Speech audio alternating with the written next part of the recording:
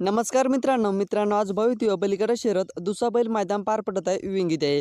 आजच्या विंग दुसाबैल या मैदानामध्ये आपला सर्वांचा लाडका रुस्तम व नवमिंदा केसरी बकासूर आता सेमीला पळाला. नक्की सेमीला पळाला काय झालं? बकासूरच्या सेमीमध्ये काटाकीर आणि जबरदस्त लढत झाली. बकासूर फायनलला पात्र झाला का? नक्की काय घडलं बकासूरच्या सेमीमध्ये? संपूर्ण माहिती आपण विशेष कथा यूट्यूब चॅनलच्या माध्यमातून जाणून घेणार आहोत. तर चला मित्रांनो आजच्या विंग मैदानामध्ये नवमिंदा केसरी बकासूर सोबत पळाला बब्या आणि नवमिंदा केसरी बकासूर अगोदर गटाला पळाले. गट क्रमांक 8 मध्ये सुंदर अशी गाडी पळाली.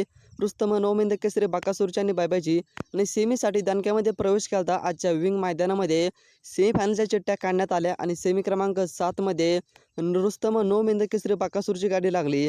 त्यानुसार सेमी क्रमांक 7 सुटला आणि सेमी क्रमांक 7 मध्ये चांगलीच जबरदस्त आणि काटाकीर लढत झाली. म्हणजेच आपला सर्वांचा लाडका रुस्तम नवमिंदा केसरी बकासूर आणि बब्या आणि यांची विरुद्ध चांगलीच टक्कर दिली त्या गाडीने, म्हणजेच आमदार आणि बच्चा. तर मित्रांनो सेमी क्रमांक 7चा निकाल घेतला आजच्या दुसाबैल या मैदानातील बच्चा आणि आमदारने.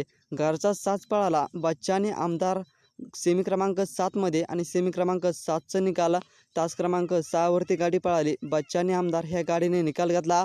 कालांतराने रुस्तम नवमिंदा केसरी बकासूरचा आणि बाब्याचा सेमी क्रमांक 7 मध्ये आजच्या विंग दुसाबैल या मैदानामध्ये सेमीला पराभव झाला. तर मित्रांनो कमेंटच्या माध्यमातून नक्कीच सांगा आजच्या विंग दुसाबैल मैदानामध्ये रुस्तम नवमिंदा केसरी बकासूरचा सेमीमध्ये का पराभव झाला? कमेंटच्या माध्यमातून नक्कीच सांगा. व्हिडिओ आवडला तर एक लाईक करायला विसरू नका.